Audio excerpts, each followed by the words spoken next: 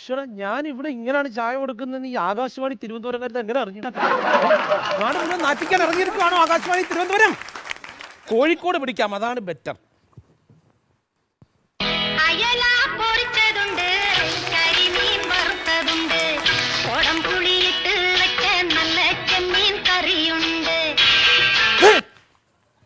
വിഷം ചേർത്ത മീൻ നാട്ടുകാരെ കൊണ്ട് തീറ്റിച്ചെന്ന് പറഞ്ഞ് അവർ വന്ന് ഈ കടയെല്ലാം കൊണ്ട് അടിച്ചു പൊളിക്കുന്ന കാണണോ മിസ്റ്റർ കോഴിക്കോട്? കൊണ്ട് വെച്ചേക്കാം പാട്ടുപെട്ടി പന്നത്. പെണങ്ങി ഞാൻ ആകാശവാണിയോട് മിണ്ടത്തില്ല.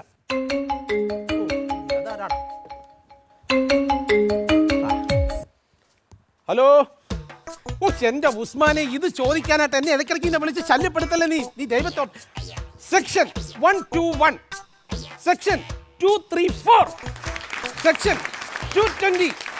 220 കളിക്ക് തരണം നിനക്ക്, എന്നാലേ നിന്നെ നീ പഠിക്കത്തുള്ളൂ. 220 കളിക്ക് മിണ്ടരുത്. ഇനി എന്നെ ഇത് പറഞ്ഞോട്ട് വിളിച്ചേക്കരുത് കേട്ടാ. Bloody full.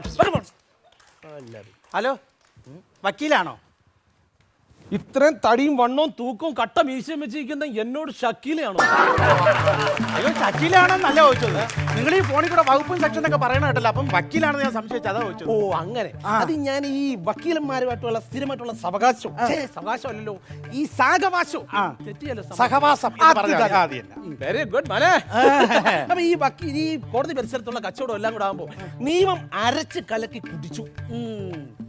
നിയമം അരച്ച് കലക്കി കുടിച്ച സമയത്ത് ഈ വടക്കുള്ള മാവ് നന്നായിട്ടൊന്ന് അരച്ചിരുന്നെങ്കിൽ വട കുറച്ചുകൂടെ സോഫ്റ്റ് ആയി.